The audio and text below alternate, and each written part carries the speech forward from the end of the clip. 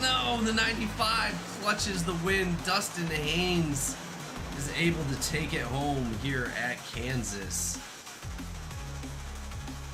The number 8 and the number 66 are fighting hard for P2 here. 8 not trying. Oh, they door bang a little bit right there. Ellswick probably able to get the run. Ellswick has the run on the outside. 8 still not letting go. 66 riding that middle line, seeing if he can go ahead and take it home. Coming to the white. Final lap, ladies and gentlemen. It's a dragneck battle for the second place here. 8, 66 side by side coming in for the last lap here. 66 still side by side with the 8. He's going to get the drive down off the hill. The 8's going to try to work him up the track, try to take that line away from him. The 66 still rolling off the top. The 8's going to get a little tight here. He's going to drive to the bottom. The 66 is going to be a drag race to the finish line. Hello, ladies and gentlemen. Welcome to the Salute to Service 240 here on Veterans Day in the U.S. Remembrance Day in Canada. We're having some streaming network issues getting set up, so we're going to jump right into the race here tonight. We got 120 laps at Michigan. Drivers are getting lined up on pit road. While we wait for that, we're going to go ahead and kick off both our U.S. and Canada national anthems in honor of all service members here on this Veterans Day and Remembrance Day. Oh, say, can you see by the dawn's early light what so proudly we hailed at the twilight's last gleaming, whose broad stripes and bright stars through the perilous fight o'er the ramparts we watched were so gallantly streaming, and the rocket's red glare, the bombs bursting in air, gave proof through the night that our flag was still there. Oh, say does that star-spangled banner yet wave o'er the land of the free and the home of the brave?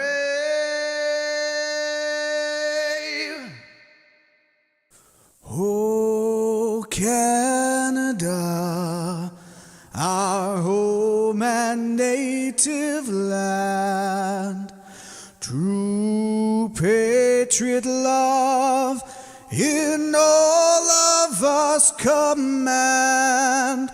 With glowing hearts we see thee rise, the true north strong and free. From far and wide, oh Canada, we stand on guard for thee. God keep our land glorious and free. Oh Canada, we stand on guard for thee. Oh Canada, we stand on guard for thee. I want to thank everybody for their Patience and understanding here as we got the stream underway a little late. We are green flag racing here with Lee Kiernan out front. Knox Thompson going down low, trying to take it away from him. Again, we want to thank everybody for joining us here on Tuesday nights here at the GEC NASCAR League THDesigns Truck Series.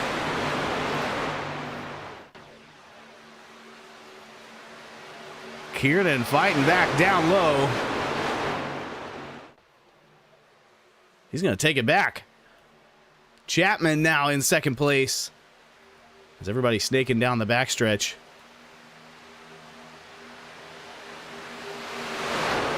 Chapman up high, Kiernan in the middle, Thompson down low.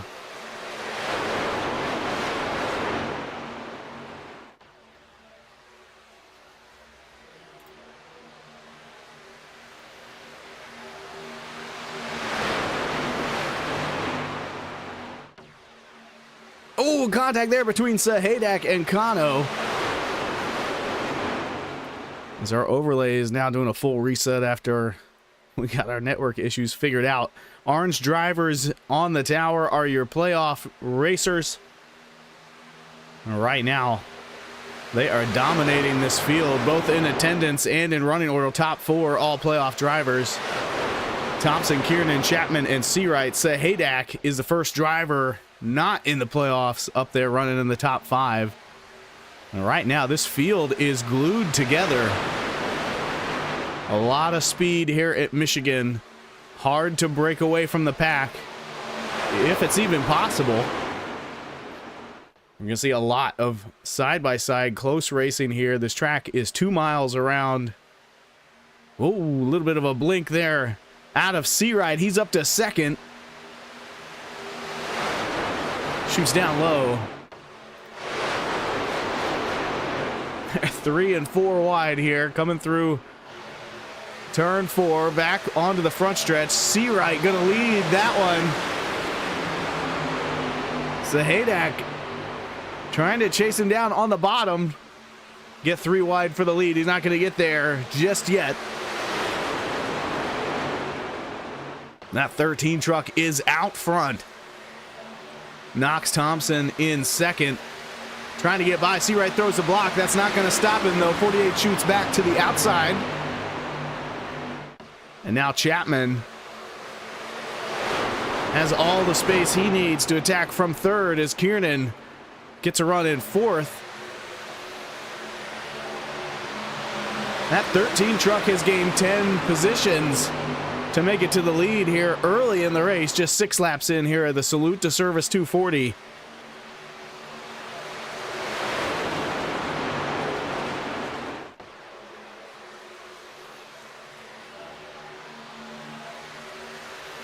So as we missed a little bit of the race rundown on the intro, here it is at 120 laps around this 2-mile track. Michigan International Speedway, that's 240 miles. Stage going to be at lap 48.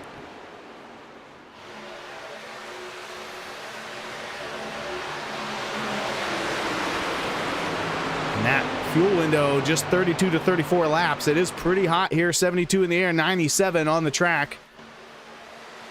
So drivers are going to have to pit at least once here in the first stage, purely on fuel.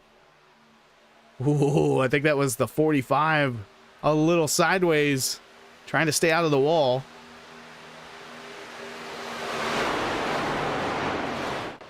And right now, Seawright is the only driver who's really made up any ground in the field. Again, 10 positions from where he started to get to the front. Cameron Craighead, our points leader, back in 6th. That's right where he started.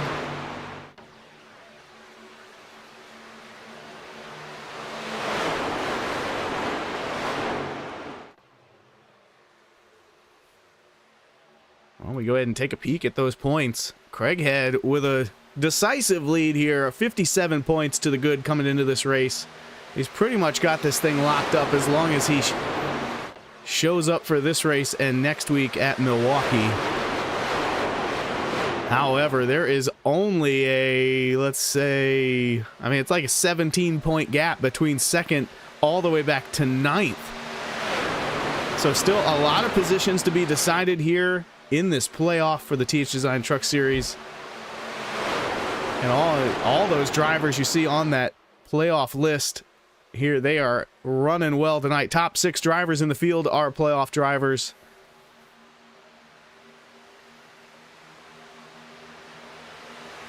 And this battle at the front just cannot get settled. Craighead has made his way into the top 3, make that second place, as he works down low on Seawright. But the draft is going to be in that outside lane. Oh, Seawright, though, cuts to the inside, gets a run on Thompson, and throws a block on the 33 at the same time. You can see every driver in this group trying to find that clean air. That's how you make grip around Michigan, with the higher speeds, that clean air, dirty air dynamic that we see at all the intermediate tracks is on full display, a little extra here at the Super Speedway. Oh, Seawright scrapes the wall, and Craighead, you see it right there, has to make evasive action. He's going to go around for second. Now they're 3 wide as that 13 truck continues to drop. Kiernan down low. Jamie Griffin in the 5 truck, another driver on the move, up 9 positions from where he started. Took a few laps for some of these guys to get going, but now they are headed towards the front, as now the top 7 are all playoff drivers.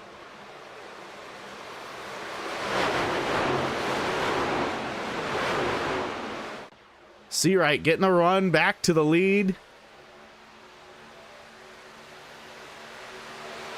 He's going to take that lead back.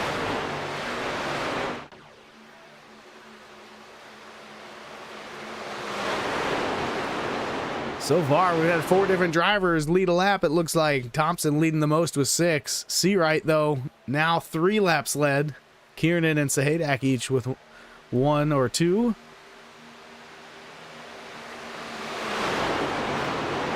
The biggest mover is Seawright up 10, Griffin up 8 positions. Then Como, Chapman, and Culleton all up 3.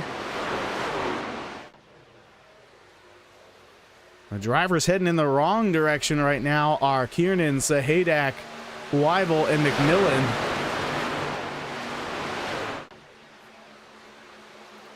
Don't think anybody's had any incidents just yet. 13 laps into the Salute to Service 240.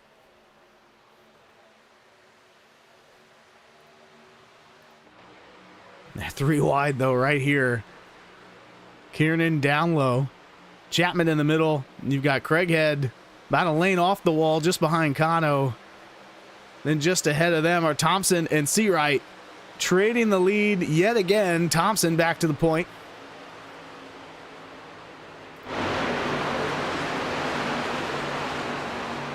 And like I said, it's just really hard to break away from the pack here. Craighead goes all the way to the yellow line, and Seawright gives him a bit of a squeeze. That's going to give him the momentum back. Now coming down the backstretch. Can the 13 get to the inside of Thompson? Not going to get there this time, as Chapman, Kano, and Griffin are lurking behind these top 3, trying to find their way to the front. Oh, Seawright. Not sure if that was a contact or a network issue or both. 13 blinking out ever so often here early in this one. There he goes again. And if you're a driver racing around that 13, you are nervous. Nothing worse than coming bumper to bumper with another driver and seeing that truck disappear. And just cross your fingers he doesn't come back in the middle of the cockpit. So Seawright goes up high. He's into the wall. That's going to let a number of trucks go by him.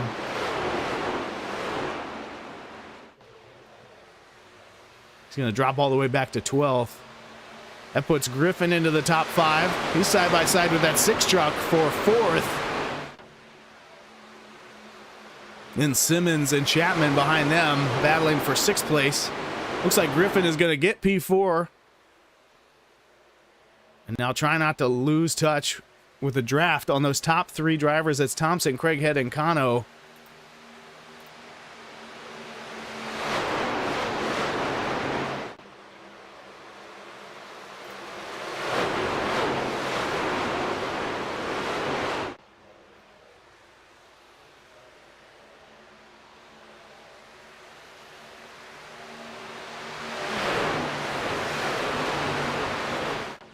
We watch the 45, 48, and 33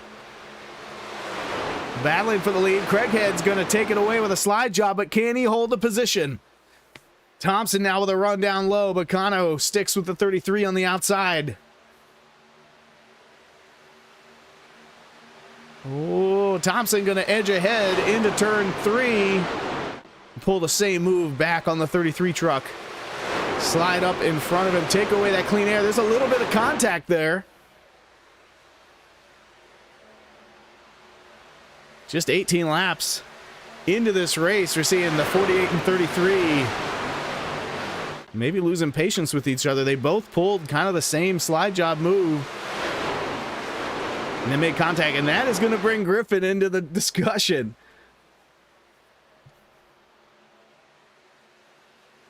Simmons and Kiernan not too far behind either. They're battling for that 5th place.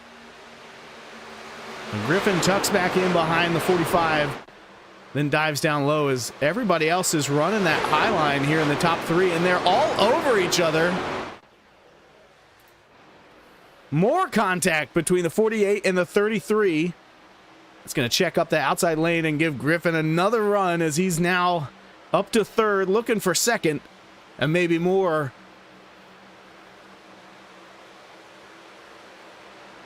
Griffin puts his nose ahead, but does not have the momentum to hold it. There on the bottom. See what he does heading into turn 3. All the momentum in that outside lane.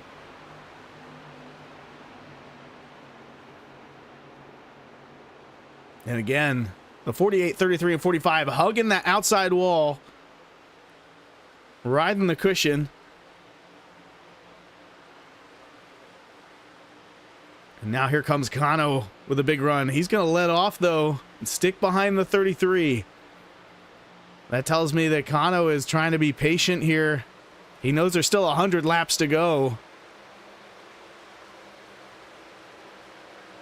Griffin going to slide up in front of Craighead to take away 2nd position now.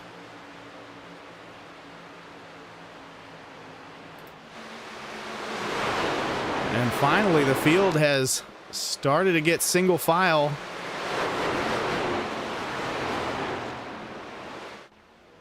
Looks like Seawright and Culleton have both hit pit road. Early stops for both of them. I wonder if Seawright was more for his network issues. And now we've got a whole pile of drivers hitting pit road. Kano, Boyd, Chapman, and Thompson. So it looks like they're going for the undercut here. That's when you pit early and hope you don't get a caution there while you're on pit road. Here comes Griffin and Craighead and Kiernan. And so the risk is when you stay out on track and other drivers have made that undercut that they might be able to come out ahead of you. Usually it's because of tires. We'll have to see what the strategy is once this all rolls out. We'll see if these two packs come back together.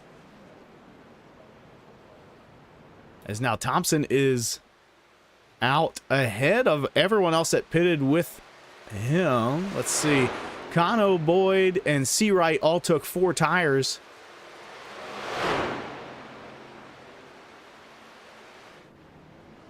And so that Thompson on a 2-tire stop has gotten a lot of breathing room here. And he's going to come blowing by the exit of pit road here. You can see Griffin down there. Craighead still on the apron. So Thompson, the only driver going 2 tires here. And still, Craighead comes out with the lead. Thompson going to get by him on the bottom here with a little bit of momentum and a little elbow tag. Now they're side by side for the lead. Weibel was the last one to pit, waited a lap longer than everybody else, so he is going to give up the lead now. As we check on that strategy, so Craighead on 4, Thompson on 2. Thompson really the only driver trying that 2-tire strategy. And I'm at a little bit of a loss for how he didn't come out further ahead of Craighead and Griffin. And about a 6 seconds saved in the pit.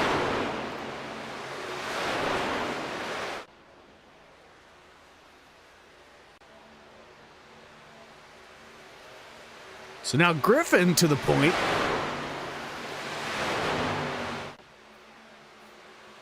And again, so looking at the pit stop time is one thing. And we can see that Thompson spent 6 seconds less in his pit stall, but only 2 seconds less on the entire run of pit road.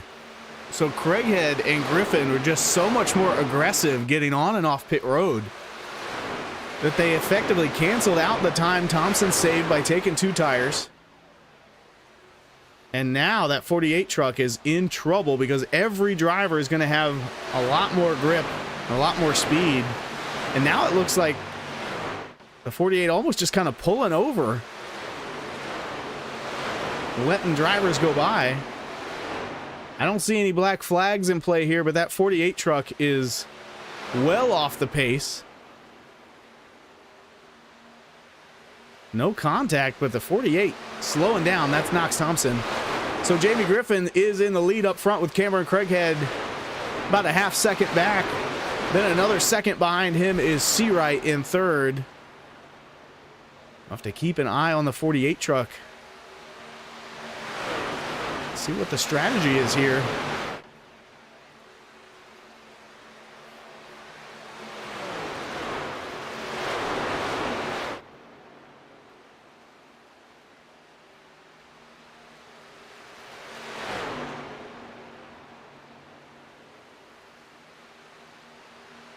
But right now it's Jamie Griffin up front in the lead.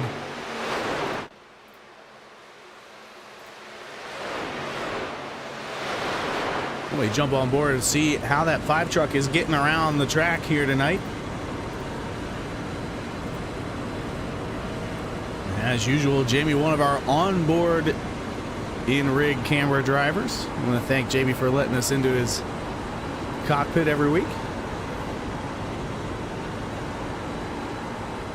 It just looks like when you're out front with the clean air, you're just doing everything you can to be smooth, take care of the tires for the long run. Stage at 48.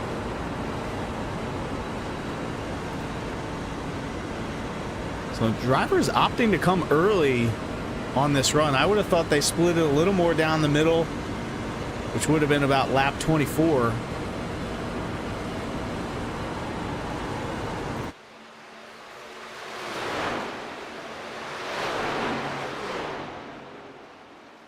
As Craighead is closing in, but these two are maintaining a healthy gap back to all the other drivers, as Kiernan is now up to third.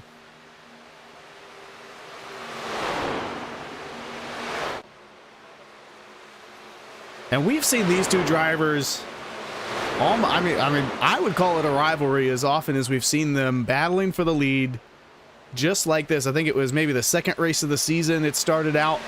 They were racing for the win at the end of the race, and then ever since then, it seems like there's always a part of the race where the 5 and the 33 are on each other's bumper. Nobody else is even close.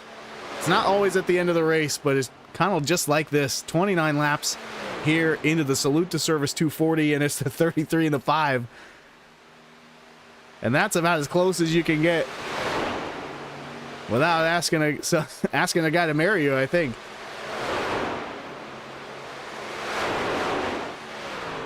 So Craighead lurking there in second, maybe just biding his time, trying to save some tires, save some fuel. We've seen him kind of used that strategy in a few races earlier in the season. He's got a lot of victories this year.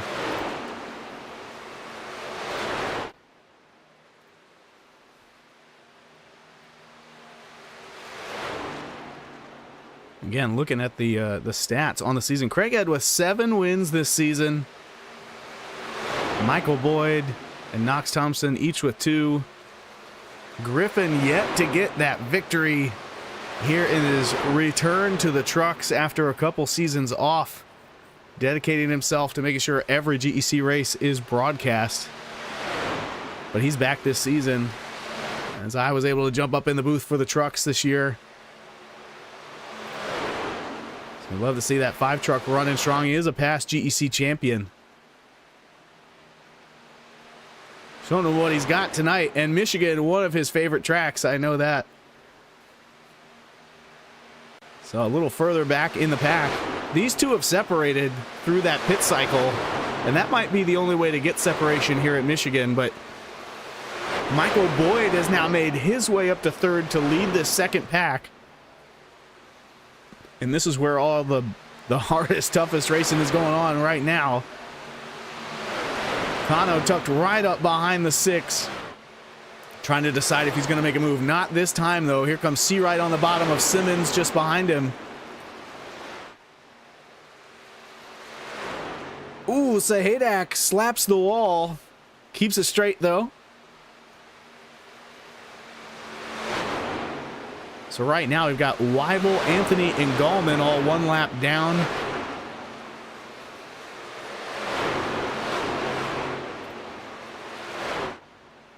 I wonder if they had an issue through that pit cycle.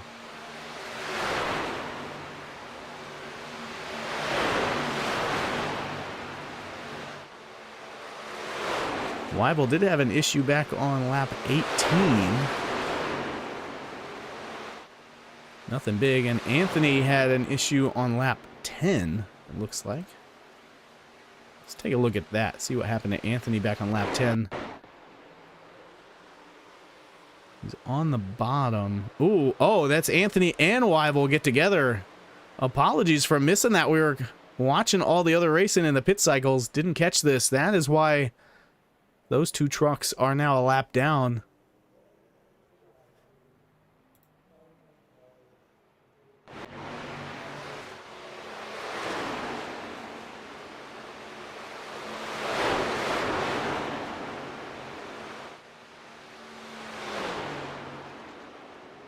So Kano now bringing the fight to Kiernan. This is for 3rd up front. Griffin continues to stay in the lead.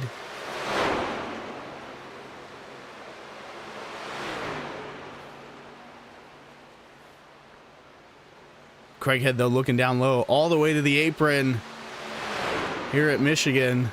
As if the 7 lanes on the track weren't enough, you can always go down under that line to add a lane and a half of room. Griffin not going to give it up, though. 14 laps to go here in stage 1.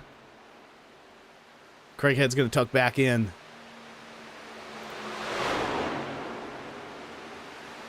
Now Boyd has dropped back to 6. He was up to 3rd not too long ago. And it looks like he might be just riding that wall a little bit. He's going to lose a position to Walt Sahadak in that 0-0.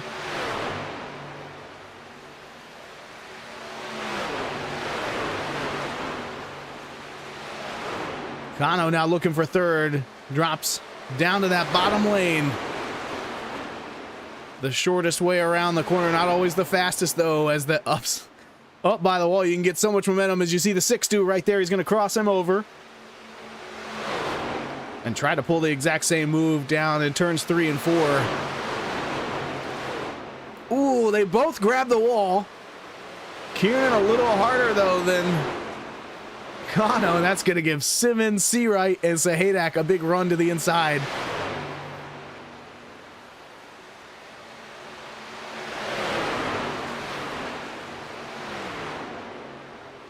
Just as they had gotten single filed out, they're right back together.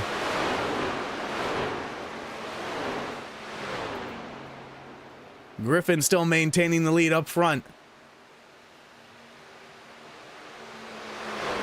13 cars still on the lead lap. Gallman currently riding in that lucky dog position.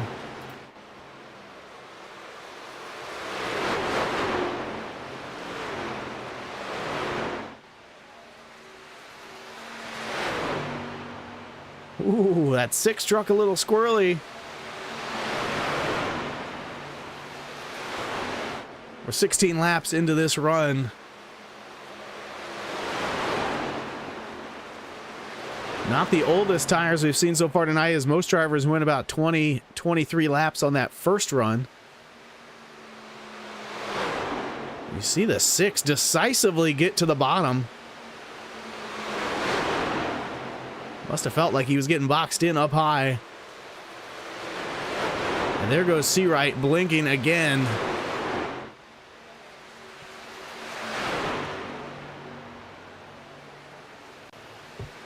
Up front, Craighead making his move.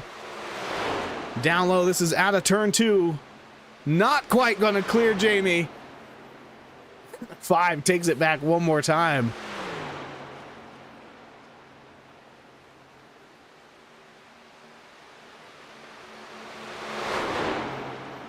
Now, when those other trucks are right on your tail, getting side by side and battling for the lead can bring that third place car up into it. But with such a big gap, now over 5 seconds between these two and the next group of cars, they can afford to get side by side and battle this out.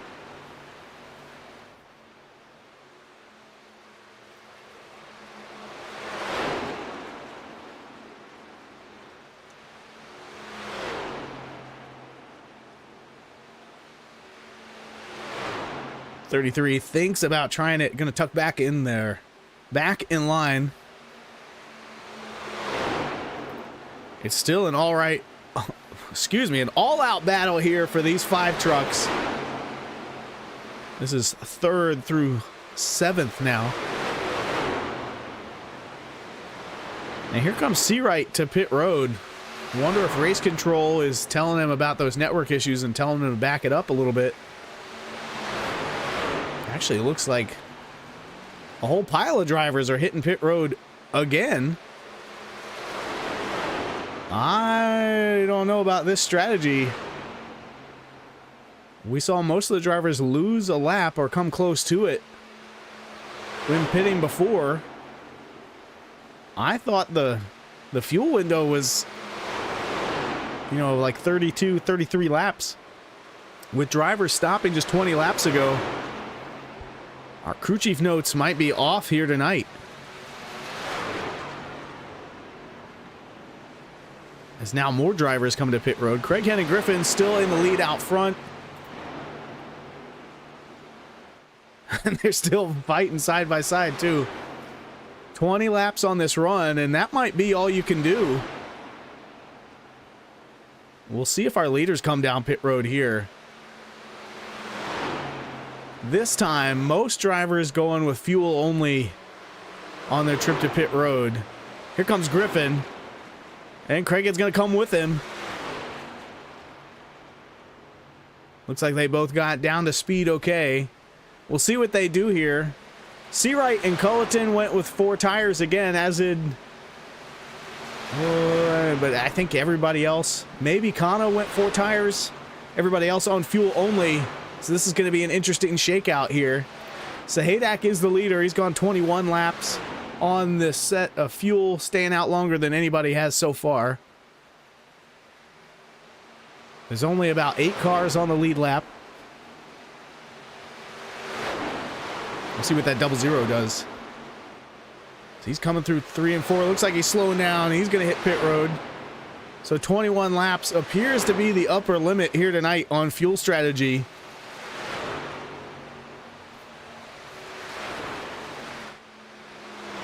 That'll hand the lead back to Craighead. So he went fuel only. Griffin went 4 tires. And that has handed Craighead almost 10 seconds over Griffin, and all of that straight out of that pit stop. 5 seconds for Craighead to go fuel only. 15 seconds for Griffin to get fuel in 4 tires.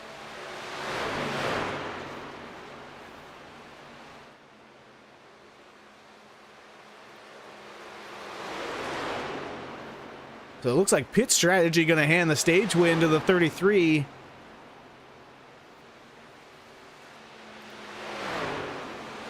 Jamie Griffin in second. Michael Boyd third.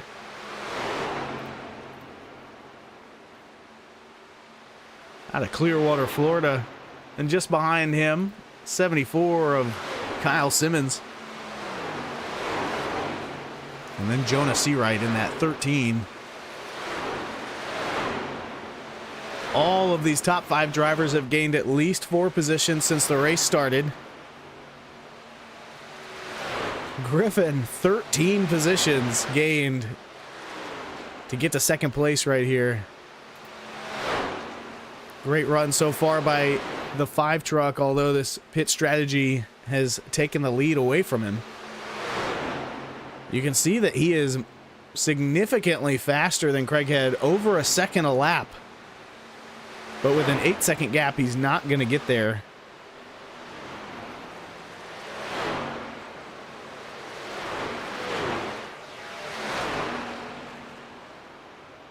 As Weibel's now back on pit road. He is right now the only truck 1 lap down. Probably going to go 2 because of the pit stop, but he will be in the lucky dog position as long as nobody else pits here before stage end. Just 3 to go.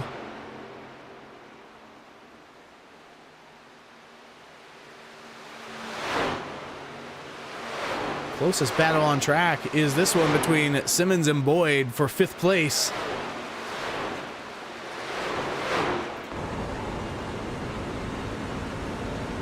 It's right along with the 74 truck of Kyle Simmons.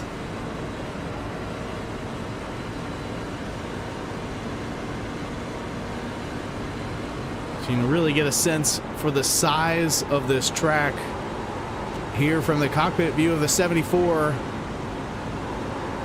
The track is wide and long. Boyd into the wall.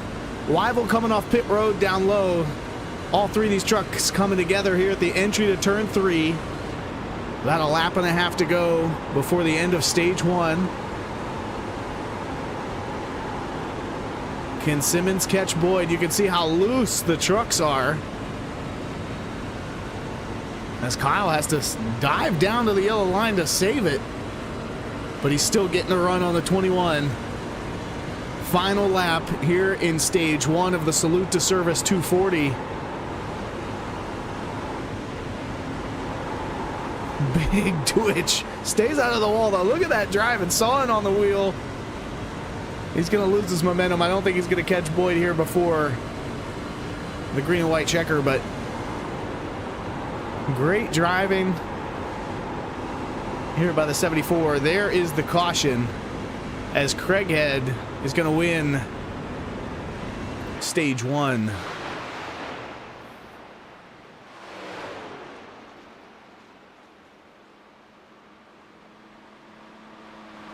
So the 33, your winner. Other driver is going to get stage points here. Griffin, Seawright, Kano, Boyd, Simmons, Como, Chapman, Culleton, and Sahadak, your top 10. Well, they come down pit road to top off, restack and re-rack them. We're going to take a little quick break here. We're going to stay side by side so you can watch all that pit road action. We'll be right back for the start of stage 2 here in the Salute to Service 240 with the THDesign Truck Series on GEC.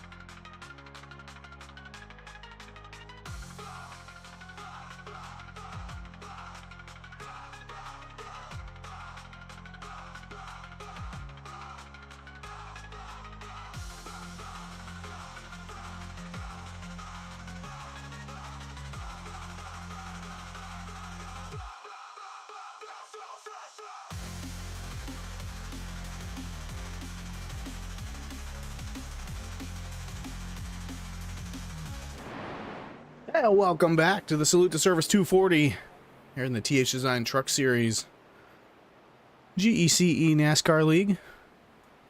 We're now in race 14 of our season, race 4 of the playoffs. Just one race remaining next week.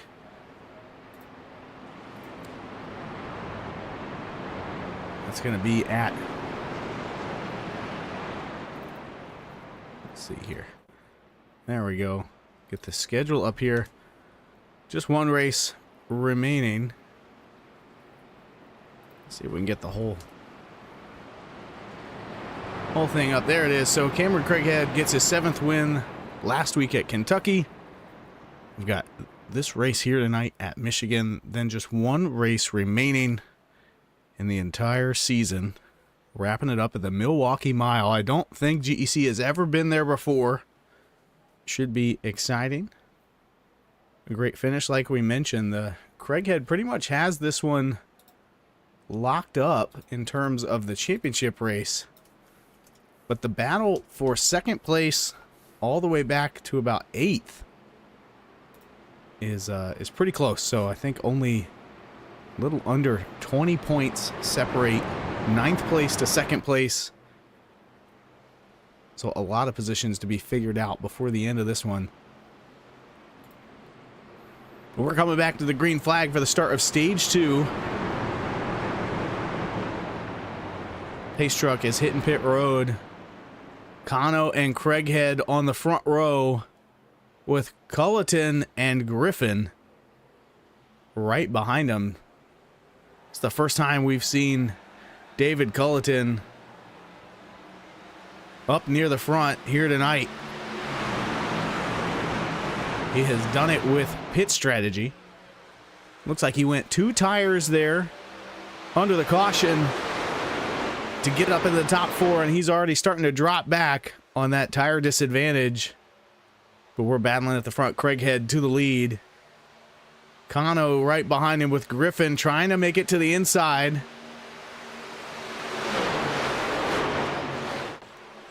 Oh, somebody up in the wall. Who is that?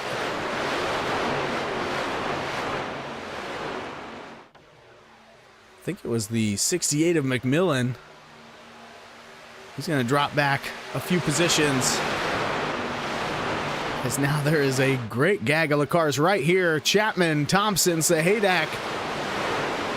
Looked like all 3 of those trucks were maybe going for the same line on turn entry. Trucks on the outside having to check up and back off. So now Jamie Griffin to the lead. Brings Kano with him to go by Craighead. And the race is on at the front. David Culleton in that 50 truck. A longtime GEC racer. He's made his way up into the top 5.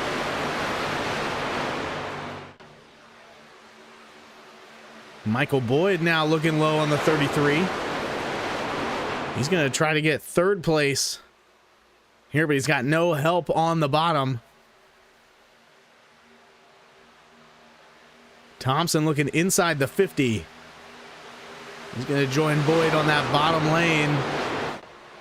I think Griffin sees those trucks coming. He goes down there to take away the clean air. That doesn't stop Boyd from taking 2nd away from Landon Kano.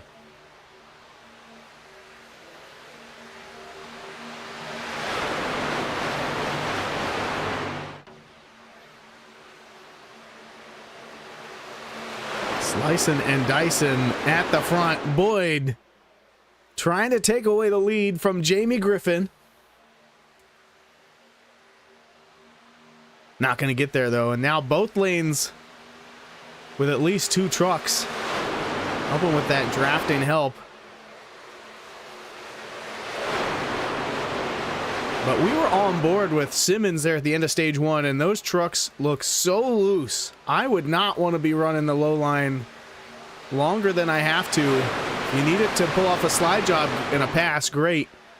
But if you get pinned underneath someone, a little bit of contact there between Thompson and Griffin. If you get pinned underneath the driver on the outside, you've just got to be so afraid to lay down the throttle on exit.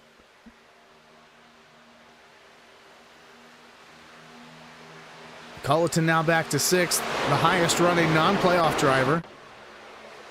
Everybody else in the top 10. Gunning for an end of season position and maybe a payout. Craighead has made his way up to 4th. 3 wide for the lead. There goes Thompson to the bottom. Can he get there? Oh, I thought he had Boyd cleared. He does not. Griffin's going to get the run back on the outside. They're still 3 wide, though, all the way down the backstretch. Oh, there's contact between Boyd and Griffin. Can he save it? He does. Incredible save by Jamie Griffin in the 5. Does it look like Thompson came up and Boyd maybe reacted to that and jumped up into Griffin? Why don't we go back and take a look at that? So 1 lap earlier, they go 3 wide down into turn 1. Thompson clears Boyd for only about a half second, and then those 2 trucks on the outside get a bit of run. Then right here, as they enter the corner, maybe there was even contact between the 48 and the 21. Either way, all 3 of those trucks were too close for comfort. Griffin, though, keeps it from going around and saves his race potentially. So now Michael Boyd is battling. We've got cars going around everywhere in the back. No caution yet. There it is. Seawright, Cutmo, Griffin, Chapman, Kiernan, Gallman, and Anthony all involved in this one.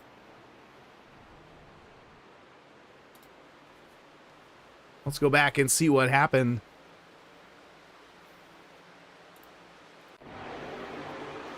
Contact between 96 and the 13 is what gets this started. Then Griffin into Chapman as the 07 is checking up hard. Let's see that again. Maybe even jump on board with Jamie. Yeah, nowhere to go. Trucks going around. Then Kiernan gets spun just in front of him. They're able to get by that one. Then something happened with Gallman and Anthony later. Oh, right there. Same thing. There, one driver trying to check up, another driver gets into him from behind. Kiernan actually tags that inside wall, picks up some damage to the rear of his truck. Excuse me. So again, it's all starts with this contact right there. Como and Seawright. Why don't we go back a lap? Maybe right along with Chapman. I think he has the best view here.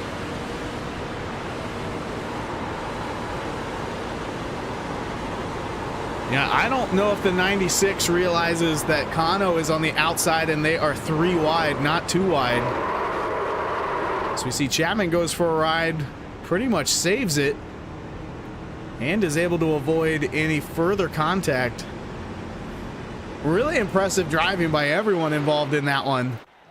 And that's going to bring the entire field to pit road other than Robert Weibel, who should get the lucky dog here to go back on the lead lap. That's going to put all trucks back on the lead lap.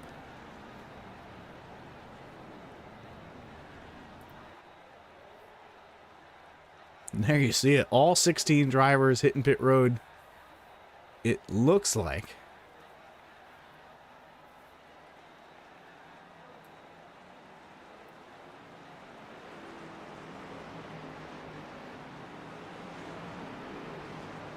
Now, Aiden Como came out in first place, but either he didn't pit or he just drove down pit lane and didn't stop in his stall. Looks like he didn't pit at all. So the 96 truck will inherit the lead. At least for now.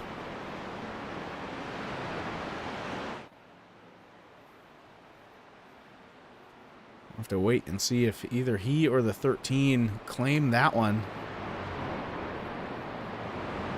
From the broadcast, looked like the 96 was coming up and didn't realize they were 3 wide.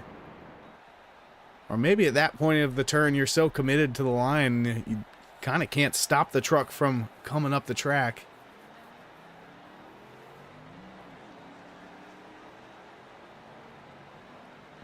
You can see the damage on the front of that 96 as well. Pressed in above the tire.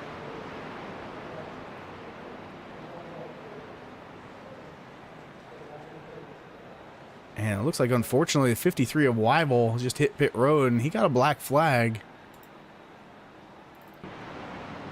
Right there. Man, it sure didn't look like he was speeding, but could have been either that or pit road was closed. Not sure why it would be closed, though, for the lucky dog. Kiernan has driven around and come back into the pits here, but we are 1 to green, so he better make this fast and get back out on the track. All the other drivers are in the middle of the backstretch. It's going to be Aiden Como leading the field, so he did stay out. Everybody else coming down pit road here on lap 60 and taking 4 fresh tires, with the exception of Jonah Seawright, who only took fuel, it looks like.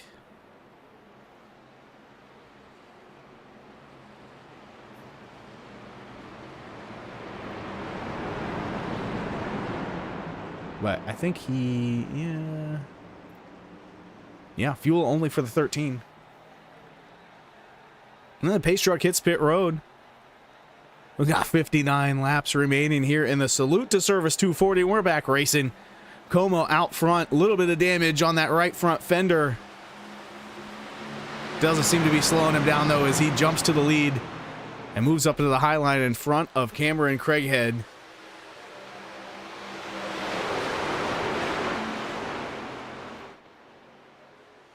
There goes the 33, back to the lead on the bottom. Slides up in front of the 96 now.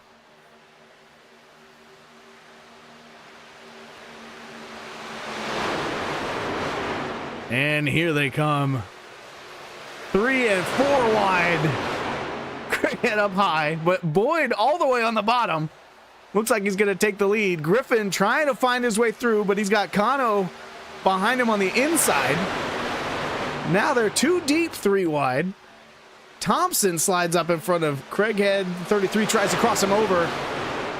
They're all riding there behind Como in the 96. Griffin almost loses it. 96 gets sideways and saves it.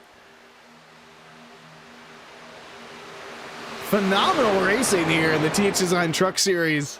We're about halfway through this one at Michigan. And they get it back sorted out. So Craighead back to the point. Michael Boyd to his inside now. Jamie Griffin in 3rd. Knox Thompson in 4th. That 96 was able to hold on for a couple laps on those slightly older tires, about 11 laps more on the 96 truck. But now he is starting to drift back. All the way to 9th now. As Boyd and Craighead continue to battle side by side. Oh! Oh, Griffin squeezes to the outside of the 33. Looked like maybe Boyd and Craighead had some contact as they were both trying to make sure they were giving each other some space there. Griffin taking advantage.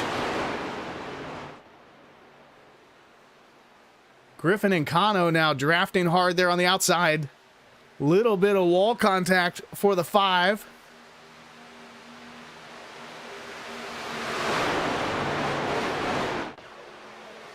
Look at this 3 wide. Incredible. So Boyd's going to take the lead away. That leaves Thompson all alone on the bottom. No drafting help down the front stretch, but Boyd comes down to give him just a little bit. We're going to jump on board with the 45, who is pushing Griffin there in the outside lane.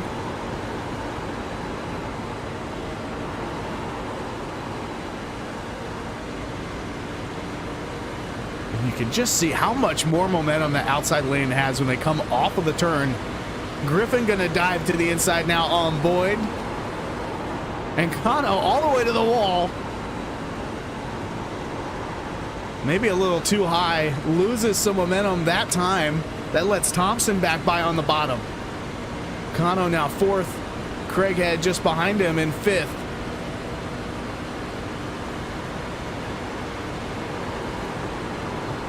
And I don't think Kano lifted on that turn entry at all. That was incredible. Big run to the outside. Oh, and Thompson and Boyd leave a gap. 45's going to shoot it.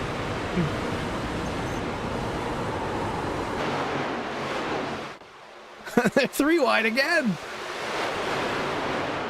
Oh, we're getting tight. And we saw these 3 get together not too long ago, and that sent Griffin up into the wall and took him for a ride. Oh, Thompson and Boyd. Both trying to get that perfect entry arc into the corner.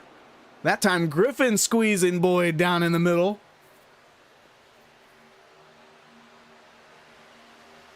And now Craighead, Culleton, and Kano are 3 wide in the second group. The second row. Thompson to the lead.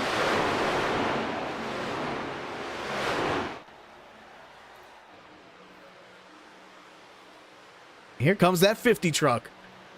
We mentioned Culleton, a longtime GEC veteran. A lot of starts here with GEC. Showing some experience here tonight. He's running 4th. Breaking up that playoff party at the front. Oh, and he gets into the 45, and they go around. That's going to be our 3rd caution of the night.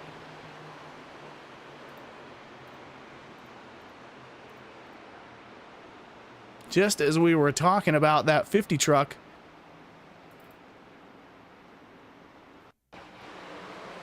So we're going to have to back that one up a little bit more. It's about a half lap earlier into turn 1. Culleton trying to follow Griffin. And as they come up on the backstretch, they're 3 wide, and I think Culleton just came up all across the nose of the 45. It looked like the 33 was to his inside. Let's jump on board with David and watch that lap one more time.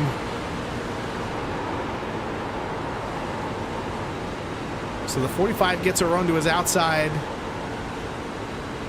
And yeah, I don't know if he knew he was there. He just came up a little too tight to the wall. But like I said earlier, sometimes you've already committed to the line you're going to run, and there's really nothing you can do. Lifting might even make the truck go up higher, so neither the 50 or the 45 going to be happy about that one.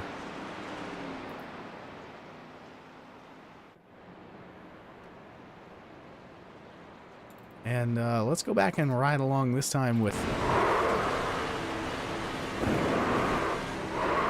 Landon Kano.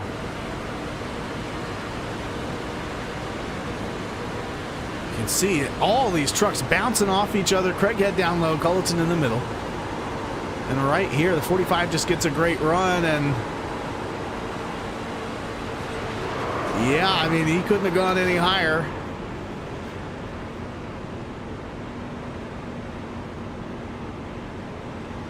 So just our 3rd caution here, 71 laps into the Salute to Service 240. I don't think either driver picked up too much damage on that wreck right there. But once again, every driver in the field coming to pit road except for the 53. We should be able to get that lucky dog again. He did serve that black flag, and that put him back a lap down again there on that last run.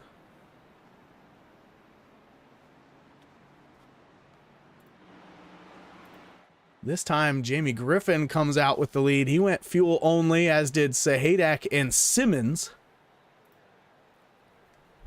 Then everybody behind him getting 4 fresh tires this time.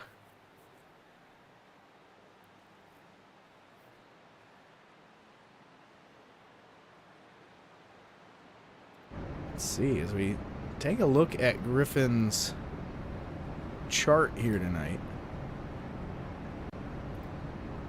I'm getting all turned around right now. Let's see.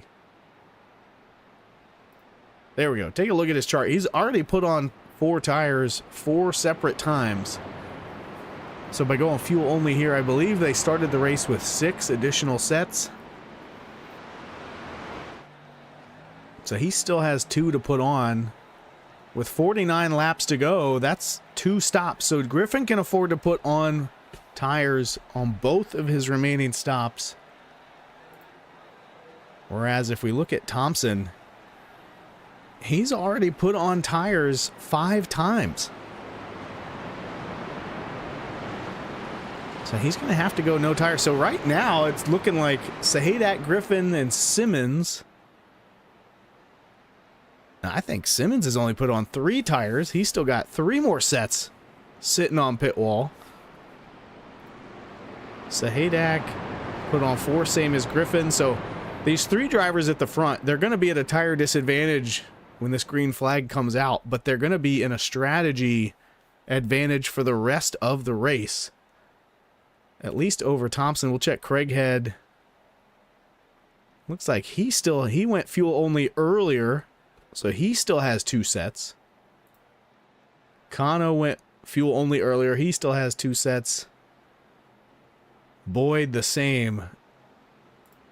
So you're going to have to go fuel only somewhere in the race to have enough tires to be at the end. McMillan back in 9th. He's already got 5 sets on, just 1 remaining.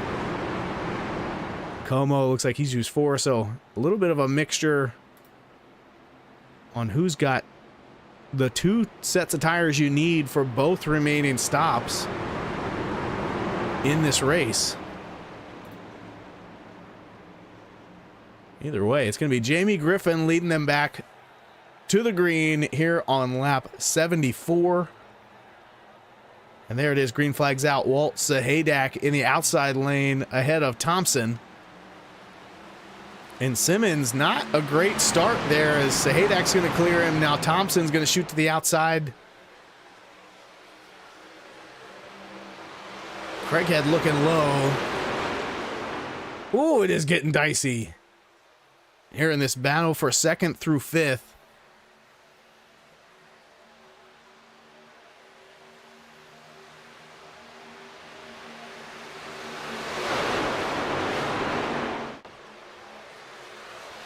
Still 15 drivers on the lead lap.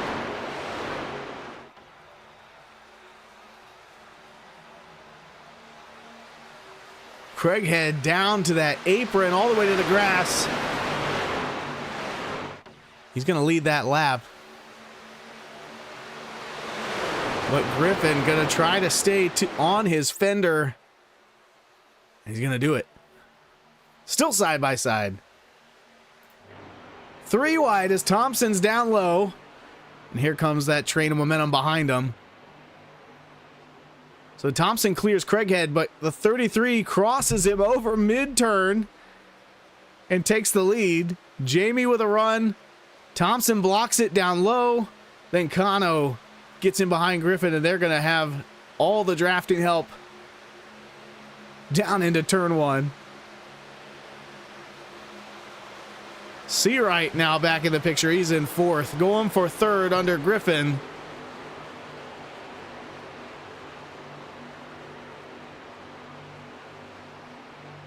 And remember, Jamie went fuel only. He's on older tires. And that seems to be hurting him right now. Sahadak was the other driver up there with him, and Simmons. They've both already dropped out of the top 10.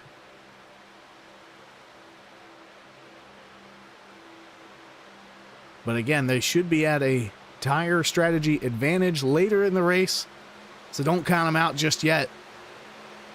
Thompson and Craighead still side by side, going for the lead. I can hear trucks going around. That's going to be our 4th caution. Looks like Culleton and Anthony involved in this one.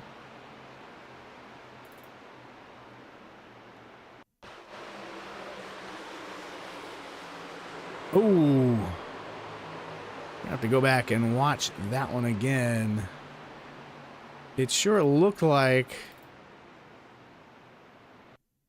that. Is that the 68? So Griffin is slowing down again. He's on old tires. The 68 checks up, and suddenly Culleton goes from being in the outside to in the middle 3 wide. Not enough space that time. He comes down on Anthony. I think it was Anthony. Yeah, and that 42.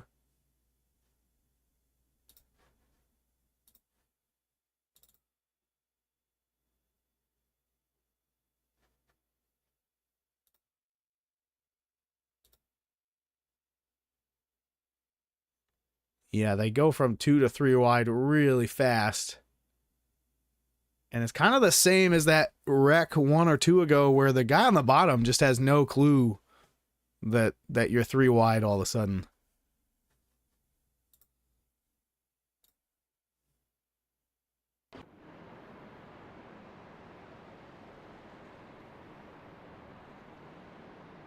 So Thompson is your leader. Still 43 laps remaining.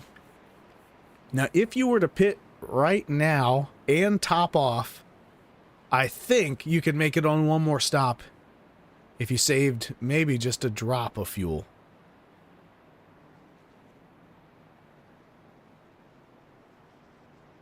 And now we've got a whole mixed bag of strategies. C. Wright and Kano stay out. Aiden Como stays out. David Culleton stays out. Everybody else comes to pit road.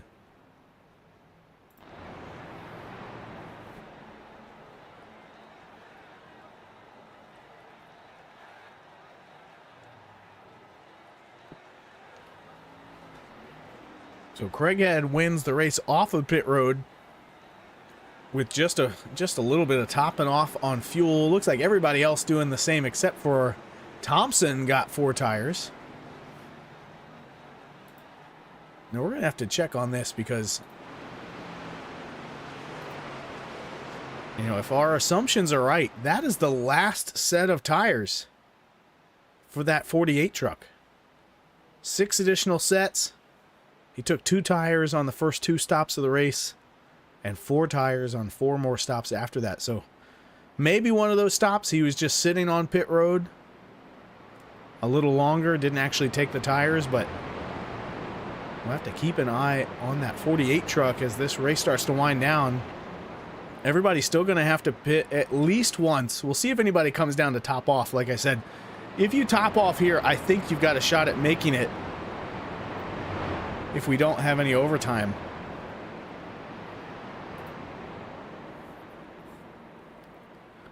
This is exactly the point of the race where if I'm in one of these trucks, I am burning up the calculator, bugging my spotter to do some math and tell me how close are we going to be. Do you think we could make it? Especially if I'm one of these trucks towards the back, looking for a way to break into the conversation for the win and for the lead.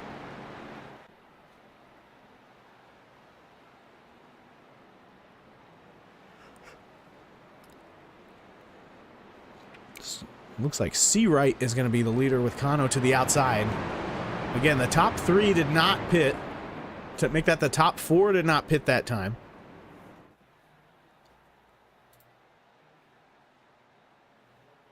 Then Craighead all the way back to Gallman on fuel only on this stop.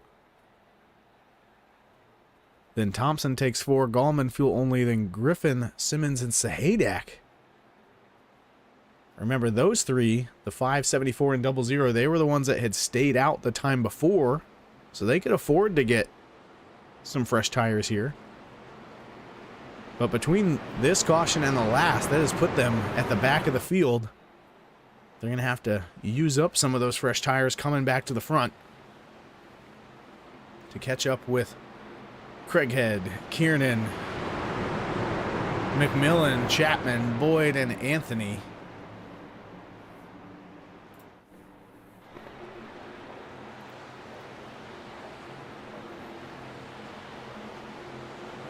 And the green flag is out. Seawright with a great jump.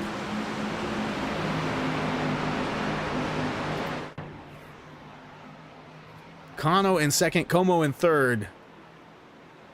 Craighead making his way up to fourth already.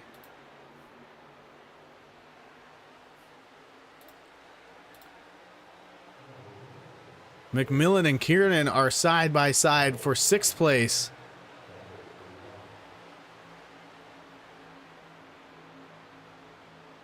.40 laps remain in the race here at Michigan.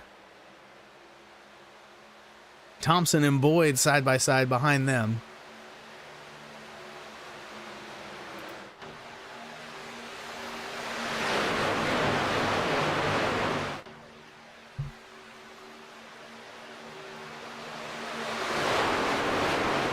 That 96 truck had a chance to repair that right front fender from earlier in the race. Showing some great speed now. And I don't know how many times this 50 truck can go around and still be in the top 5, but here comes the 50 of David Culloden. He's behind Craighead.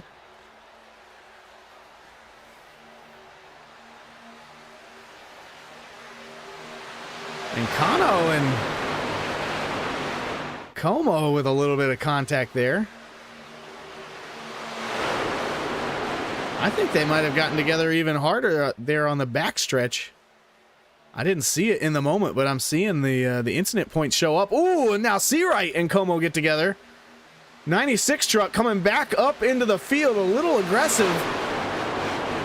Whoa, and there goes the 50 up into the fence. 5th caution of the night. And we've got McMillan, Kiernan, Anthony, and Sahadak involved in that one as well. Woo! So I think that all started maybe like 2 laps earlier. The 96 and the 45. Let's go even further back and watch these two. They're side by side fighting for second place. They've got Craighead and Culleton just behind them. And then right there, just a little bit of a kiss between fenders. Again, this is about 2 laps before the caution.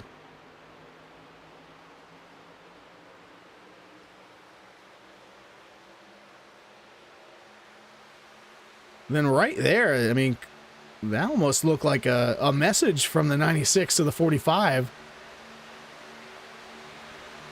Not a friendly one. Then as the 96 tries to get the lead away from Seawright, he gets loose down there by himself.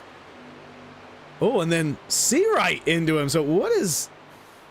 These drivers at the front not happy with each other. Somehow they squeeze back up there, and that just kind of checks the whole field up and sends Culleton around. Again, let's go back and watch that from the 50 truck's point of view, or at least focused on the 50.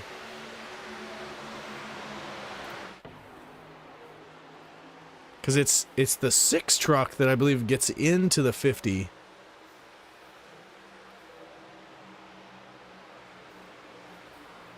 But it's really because they're all checking up here. Right there, they squeeze together. And yeah, just the 50 has to check up in the middle of the corner, and the 6 was ready to nail back in the gas.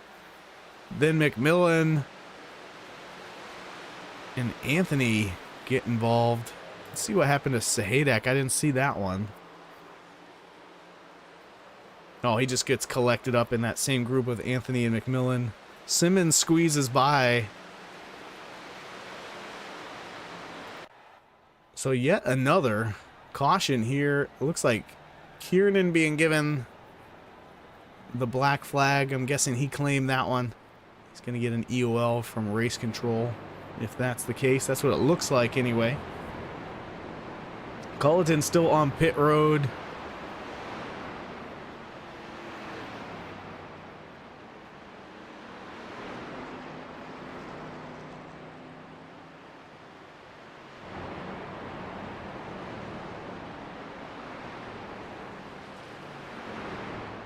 Como coming down pit road now. And you can see he's got damage again on that right front fender from those door bangs with Seawright and Kano. So now it's 35 to go. Anybody who pits now can make it on one stop for sure. Looks like Como has picked up a black flag as well. Let's see if that was... he might have come down a little hot. Oh, yeah, that's what it looks like to me. Probably a speeding penalty there for the 96. So a bad moment getting worse for Aiden.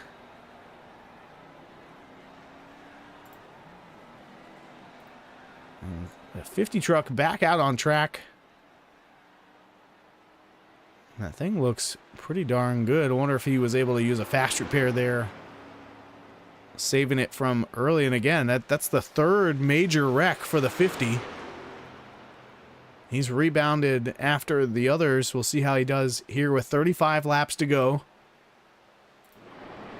But back at the front, here we are again. The 5 and the 33 going to be battling for the lead. Now it's Simmons and Thompson in row 2. Boyd and Chapman in row 3.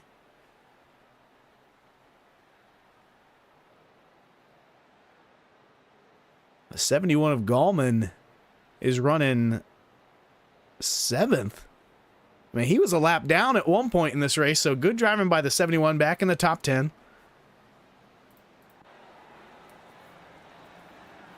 And the green flag is out. Sorry, I thought we were live. We were still in the replay.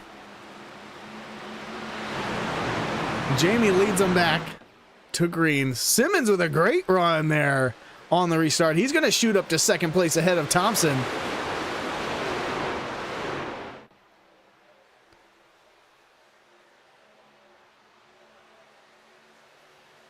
Everybody snaking down the backstretch here.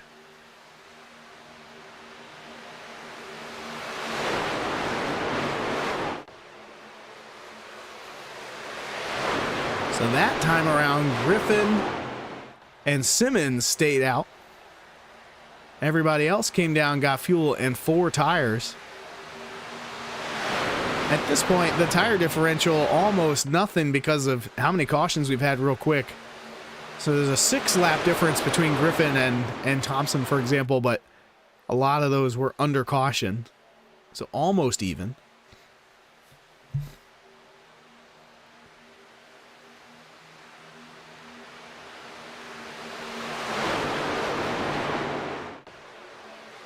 As Thompson takes the lead back on the bottom.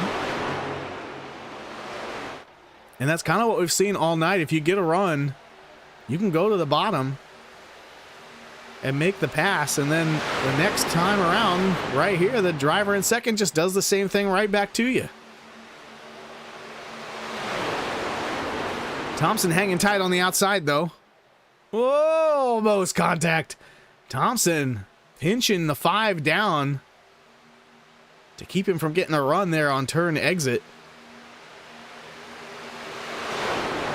And when you're that outside truck, you have the option to pinch the inside driver like that, but it's kind of a at your own risk type of thing, because if you do it a little too aggressively, even if that inside driver isn't trying to get into you, they might. And you're just kind of hoping that that contact comes at a position that doesn't get you turned sideways. Griffin still working the bottom, as now Chapman, the second truck there on the outside, he's in third.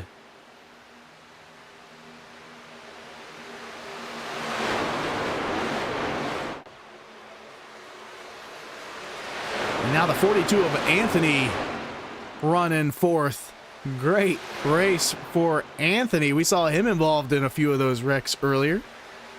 He's up 8 positions from where he started, too. Why don't we jump on board with that 42 truck? Currently riding in fourth with Chapman, Thompson, and Griffin just ahead of him.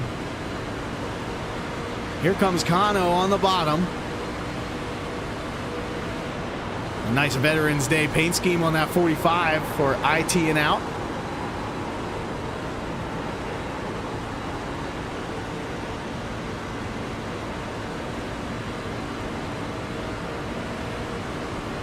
And again, look at that lap chart here for the 42.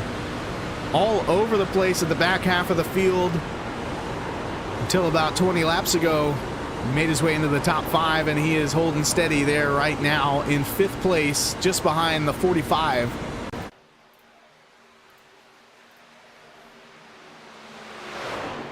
Griffin still out front, trying to hold off Thompson, and now Chapman.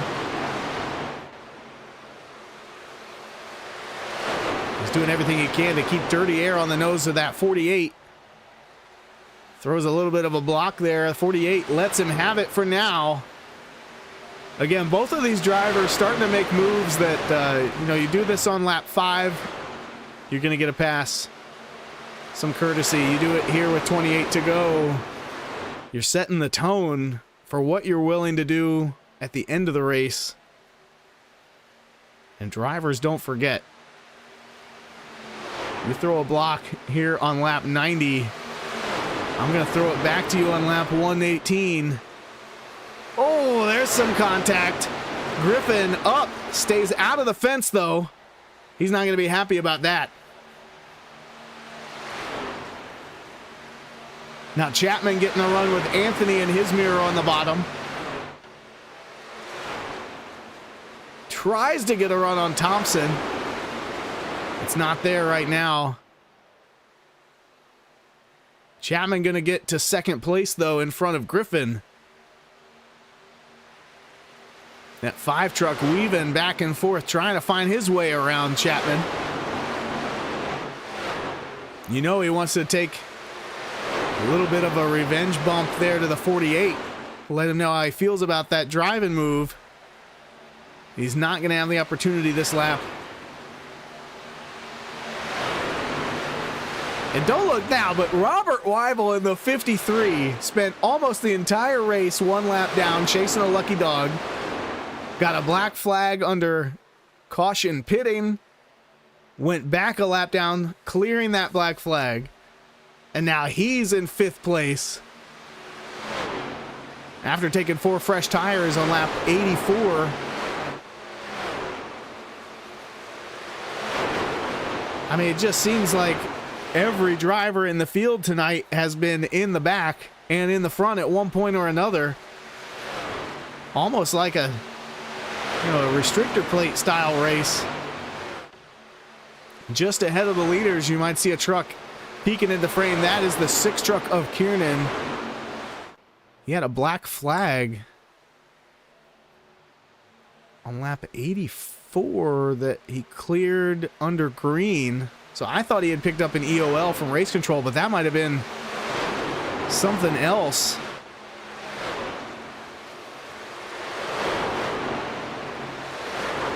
Now Kano is getting a great run on Thompson, and Weibel now up to 3rd on the bottom.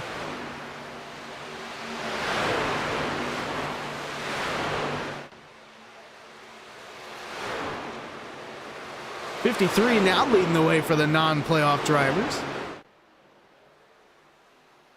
This is a heck of a race up front. Chapman holding off Kano, Weibel and Thompson.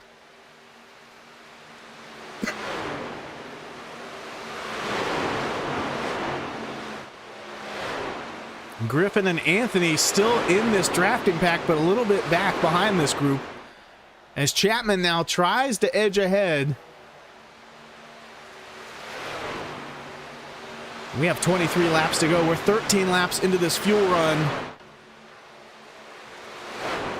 Drivers are going to have to hit pit road at least one more time before this one's over.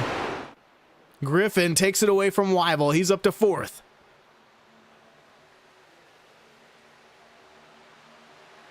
Thompson slides up in front of the 5.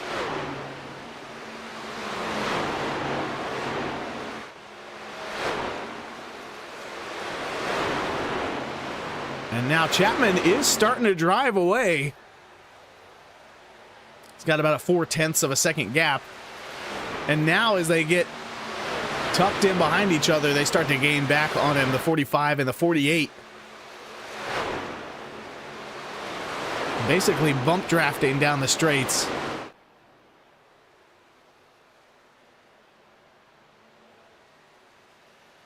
And this, if this stays green flag, what you do on this stop is going to make or break your race. We saw Craighead at the end of stage 1 go 2 tires and come out with a lead. Actually, I think it was a fuel-only stop at the end of the stage, but he also did it earlier going 2 tires.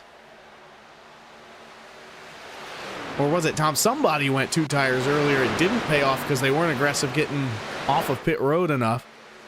Then Craighead went fuel-only while everybody else went 4 tires at the end of stage 1, and that gave him an 8-second lead. But that was with just a handful of laps to finish that out. With this one, if you run this out as far as you can, which is going to be this lap for Jamie Griffin. He's 21 laps on this tank. I think he's got to come. He's going to stay out there one more lap, though, at least. 5 Truck is stretching it on fuel. He did not pit as recently as everyone else. They're 16 laps. They can go about 5 more before they have to pit.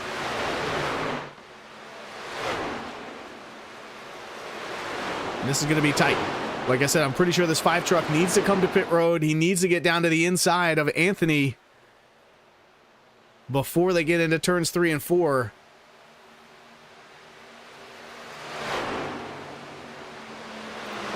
Up front, Chapman still leading over Kano and Thompson. And there goes Griffin.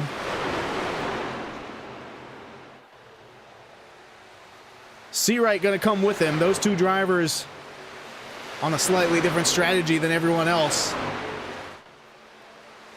Now it's Chapman, Kano, Thompson, top 3. Then a second and a half back to Weibel and Anthony.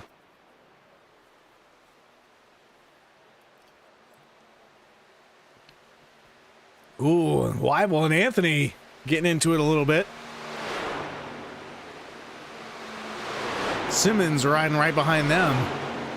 He's going to shoot down low. Try to get around the 53.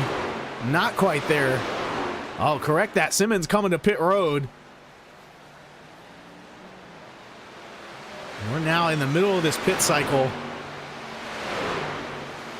as everybody else can go about 3 more laps before they're going to have to hit pit road. And as always, we want to thank everybody for watching out on YouTube. Hit us up in the chat. Let us know who you're pulling for. Let us know who you think's going to win this thing, if that's different than who you're cheering for. We've seen a number of drivers show great speed here tonight. Griffin's led 31 laps. Thompson's led 25. Seawright with 10. Craighead with 10. Chapman with 9. Then Como, Boyd, Sahadak, Kano, Weibel, and Kiernan all leading laps as well.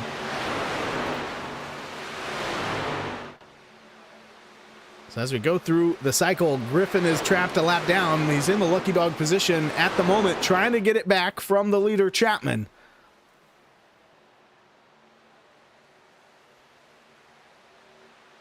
And that's always the gamble you take when you're on a strategy where you need to pit earlier than the leaders. You could get caught a lap down, but Griffin unlaps himself. Those fresh tires, and is now driving away from the leader as Thompson's going to hit pit road. McMillan, Kano, Sahadak, and Anthony on pit lane right now. Top 8 cars, make that trucks, have not pitted yet. Here comes the next group. Gallman now on pit road. Chapman stays out on track for now. Maybe hoping to trap these guys a lap down with a caution. Check that, he's coming. Weibel, Boyd coming as well. Next driver in line is going to be that 50 of Culleton. And he's going to make his way to pit road. And that should cycle it back to Jamie Griffin. He's coming through turn 3 right now. Seawright behind him. Those 2 pitted before everyone else. So they got those fresh tires and got to enjoy that faster speed right away. About 4 laps earlier than Chapman and Thompson. And that's worth, we saw earlier that fresh tires are worth about a second a lap, and that seems to be how this played out as well. Although, yeah, Chapman stayed out about 5 laps longer, and there it is, a 5-second gap to Griffin. Thompson stayed out 3 laps longer. He's got about a 2.5-second gap to the leader. So with 15 laps to go, Jamie Griffin has a 1-second lead over Jonah Seawright, a 2-second lead over Knox Thompson, and a slight tire disadvantage to everyone other than Seawright. Every single driver taking 4 tires on this pit cycle.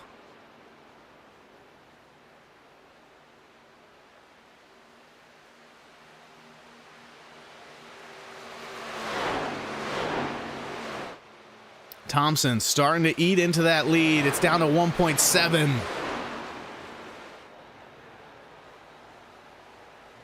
He's about a 1/2 second a lap faster than Jamie Griffin right now. Not sure if that means Thompson's burning his tires up or if that means Griffin's trying to save a little for the end. Maybe a little bit of both. Thompson knows that time is running out, but he has the tire advantage. Jump on board with Knox here in the 48. Another really artistic lap chart for one of our drivers tonight. Up and down, as low as 13th, as high as the lead, leading 25 laps here tonight. He has caught Seawright in the 13 and is looking to the inside.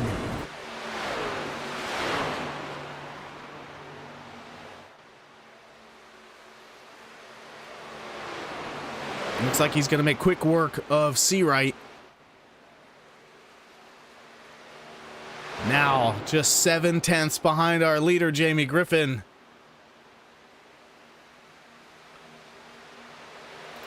"12 laps to go." These two drivers have had some contact throughout the race. We'll see which of them thinks they have some payback in the bank.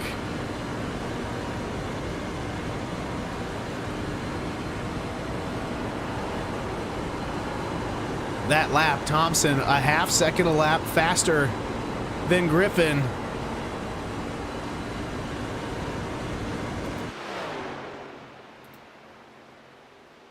Continuing to gain is Thompson, 1/2 second a lap over the last 4 laps, and he is there looking on the outside.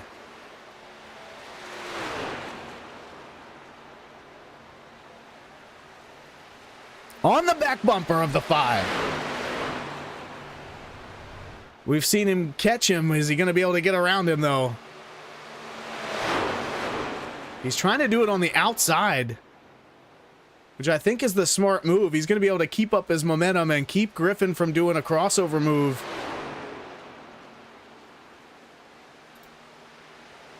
Oh, they are leaning on each other now.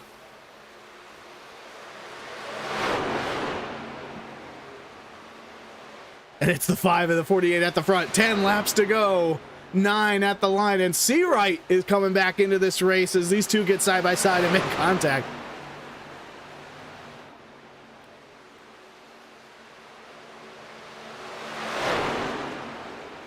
They are not leaving any room for each other at this point in the race. Here comes Seawright.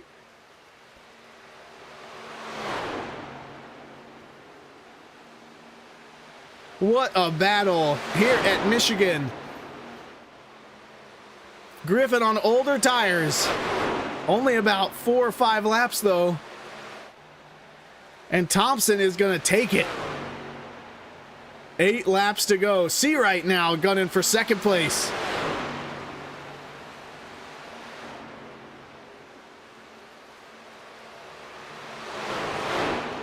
Meanwhile, Cameron Craighead Our points leader is 4 laps down. I did not catch what happened to the 33.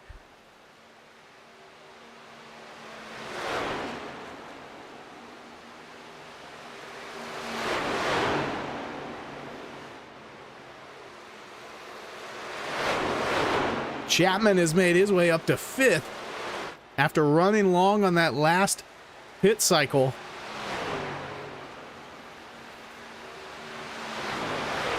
You see right now, fastest driver on the track is Gallman, back in 10th. Then Weibel, Anthony, there's Craighead with some speed. But again, 4 laps down. Did not catch what happened to the 33 here at the end of the race. Griffin gets back by Seawright for 2nd. It's a half-second gap up to Thompson as they run.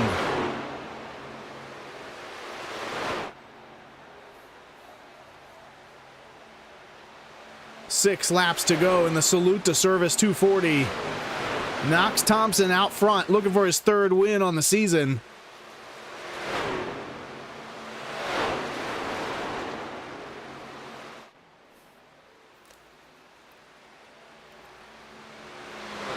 We saw a rash of cautions here in the second half of the race. Will there be another yellow flag before this thing is over?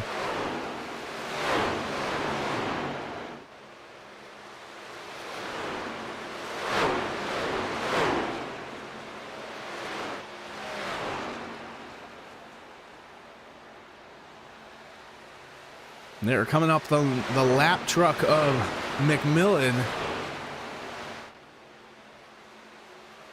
12 cars still on the lead lap. And Griffin is hanging right there around a half second behind the 48. He's going to have to find some extra speed here with 5 to go if he wants to catch the leader. Thompson puts McMillan another lap down.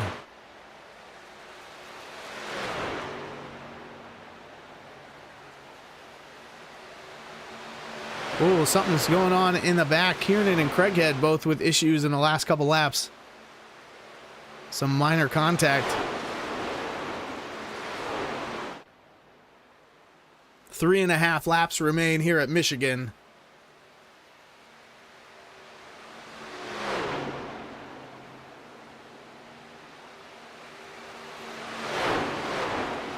And a number of drivers we saw running up front have just faded to the back. Culleton back in 12th, Craighead in 15th, Weibel now 8th, Kano in 9th. As this final green flag pit cycle has really made, or it was make or break for so many drivers. It looks like the 48 of Thompson hit it right in the sweet spot. Did not come early, did not stay out too long. Came down and got those 4 fresh tires back on lap 104. Was able to track down Jamie Griffin.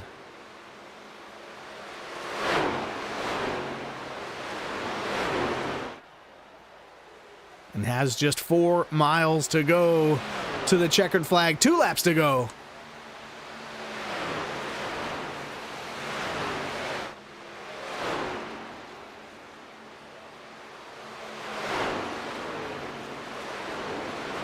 Griffin about 6/10 back. Oh, contact for Anthony that lap. Still green though.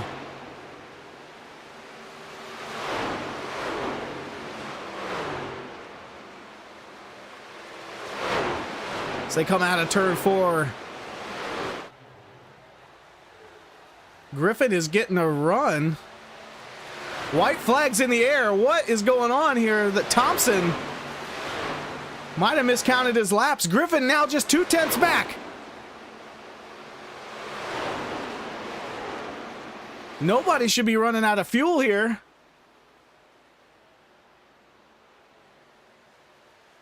Griffin, 2/10, quarter of a second. What was that? Thompson gave up about 4/10 of a second there on the front stretch. Might have thought the race was over.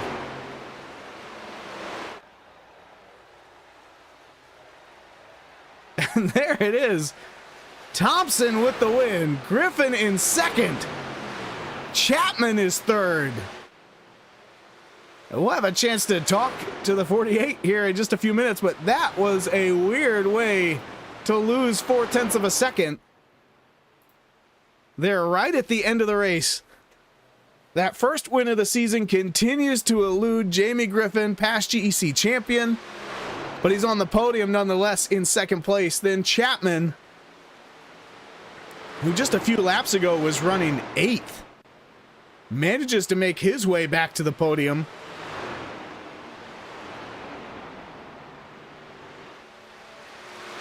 We have to check with these drivers to see if something strange was going on in that final lap, maybe.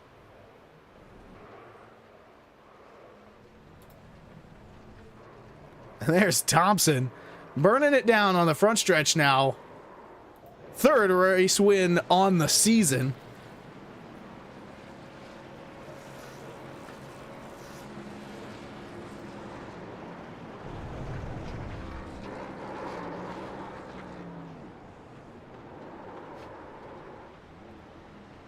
We'll be pulling our race winners up into the booth momentarily to chat with us.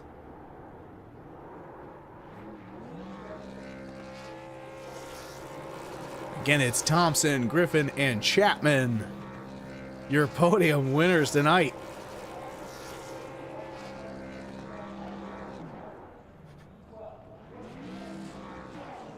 And I think we've got them in the booth. Now we're going to start with third place driver Coleman Chapman. Coleman, you got a copy? Yeah, I got you. How about that? You were leading, you run a little long there on that last green flag cycle, and it sets you pretty far behind everybody else, and then you make up a bunch of positions in the closing laps to get back to third. Walk us through your night. Well, first pit stop, I slid through my box, and luckily I knew it was going to have the stage break, so I just tried to kind of save as much as I could and try some pit strategy by not fueling all the way up, not taking tires right there before the stage, and seeing what I could get out of it. And it helped out a little bit and got my track position back. Yeah, so I mean, walk us through that final stint, and why run long, and does that exactly how you thought it would play out, or were you kind of waiting on a caution, maybe trap some of those drivers a lap down? Well, a lot of times here lately, me and my teammates have been joking about it about every week. Seems like everybody else can pit under green, and then we go in, and it seems to always breed a caution. But overall, my thought process there was hopefully I could get better tires than Griffin there towards the end and running back down. But once I seen them coming by while I was fixing to come out of pit road, I knew it was going to be a tough battle.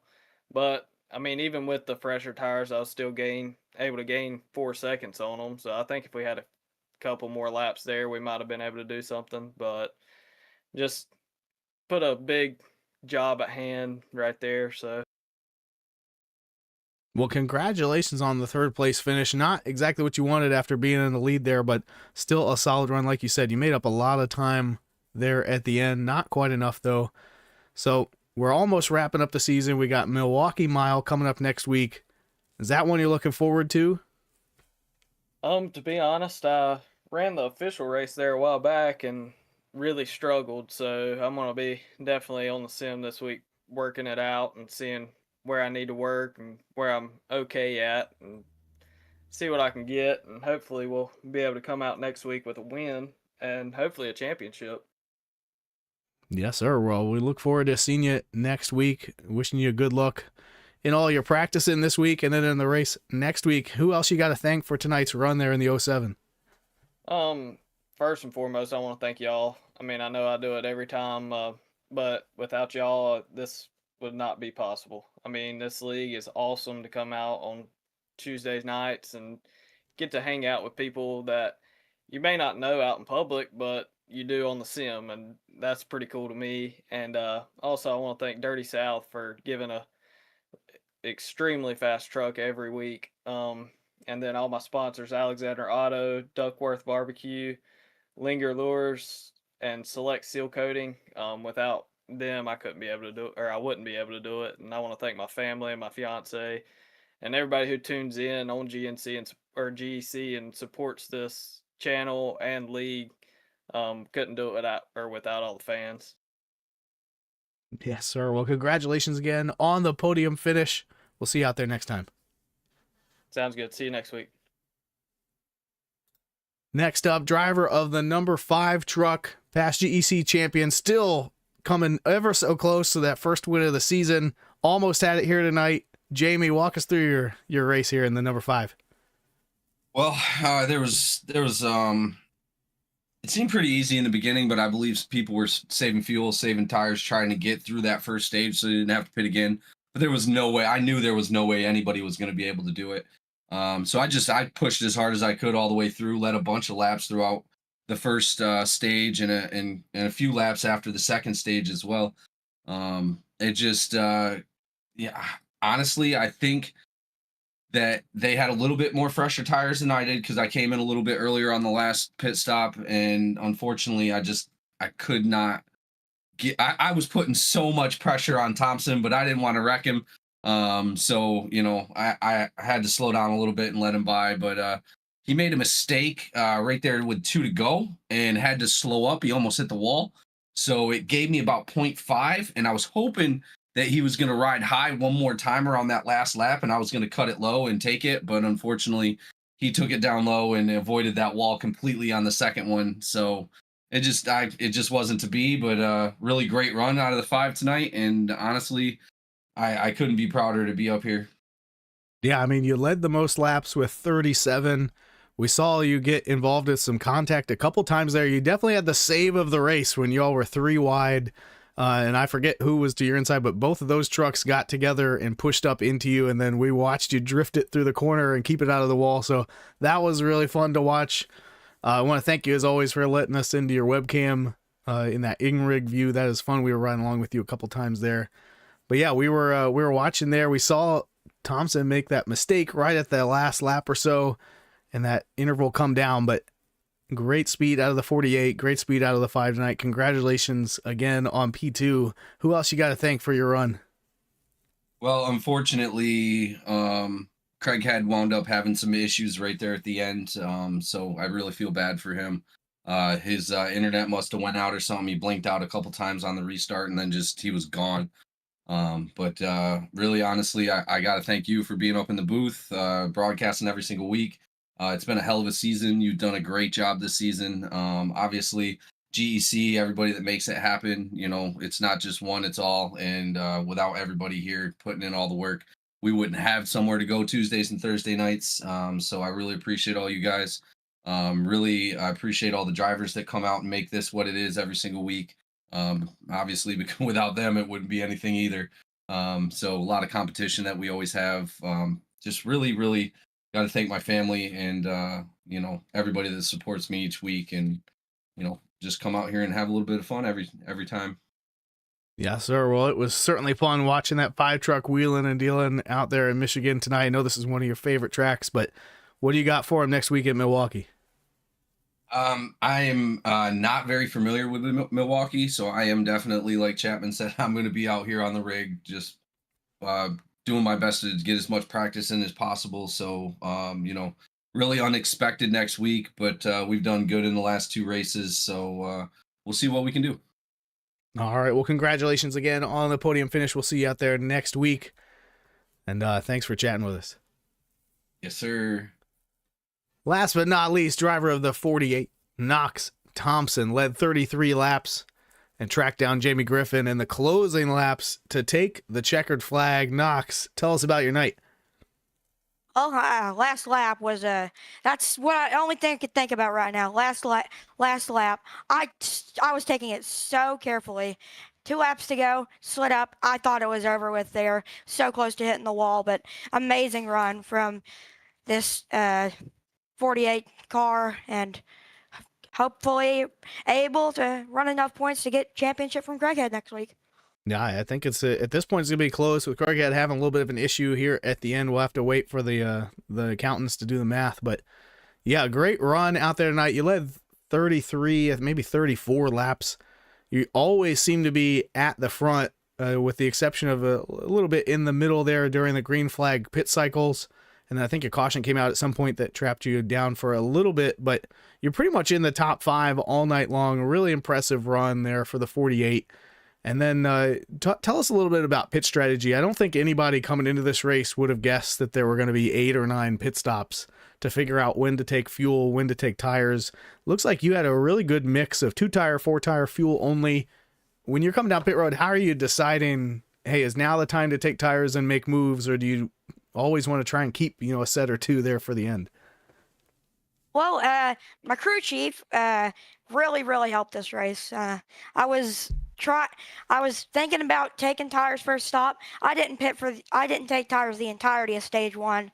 So that's kind of what got me the win, just almost pitting every time. It was gutsy strategy, but it worked out. Absolutely. And then there was also a couple times you and some other drivers were getting 3 wide, 4 wide, making some contact. Was there any bad blood out there tonight, or everybody just having fun? That's not a question for me. I was just out there sending it. Always on the new tires at the second stage. Just go from the top. They side draft each other. Just go to the bottom every single time. That's what I did, and it seemed to work out. It sure did. Coming home with the victory again. Congratulations on the win. Who else you got to thank for this run? You already mentioned your crew chief, but who else? Family, everybody on GEC for watching this. Been a great season so far. Hope to close it out with a good race next week. So, also, like I said, I'd like to thank my crew chief, all my sponsors, Real Life, my go-kart, Qualls Farms, Kenzie Trucking, Strickland Lawn Care. And we've talked to a couple drivers about next week at Milwaukee. I think this is the first time GEC's running it. Do you have much experience at the Milwaukee Mile, or is it going to be something new for you too? I raced it one time. It didn't really go that well. And an official didn't really work out. I got wrecked, so got sent to the pit barrel. So like I said, like the other 2 guys said, got to put some time on the sim. All right. Well, we're looking forward to the season finale next week at Milwaukee. Congratulations again on the win, and we'll see you out there. Thank you. That's going to wrap up our driver interviews for us tonight. Appreciate everybody sticking with us. We had some network issues getting the stream going, but we were able to see the green flag and catch all the action tonight at Michigan. Let's one more time take a look at our final results. It was Thompson, Griffin, and Chapman on the podium. Then Anthony, Seawright, Sahadak, Simmons, Weibel, Kano, and Gallman, your top 10. Boyd, Culleton, McMillan, Kiernan, Craighead, and Como, your final finishing order. Again, it sounds like what we heard from some of the drivers there in the interviews, that Craighead had some network or computer issues towards the end of the race. We were wondering what happened to him. Otherwise, pretty exciting race as Thompson and Griffin brought it down to the closing laps for us here on the GEC NASCAR YouTube channel. Thanks for watching again. The THDesigns Truck Series salute to Service 240. If you like what you saw, tune in Thursday night for our Cup Series. Also going to be here at Michigan for race 14 of their season. And then next week, next Tuesday night, the Milwaukee Mile. We're going to wrap up this season 7 here with the THDesigns Truck Series at GEC. And we'll see you then.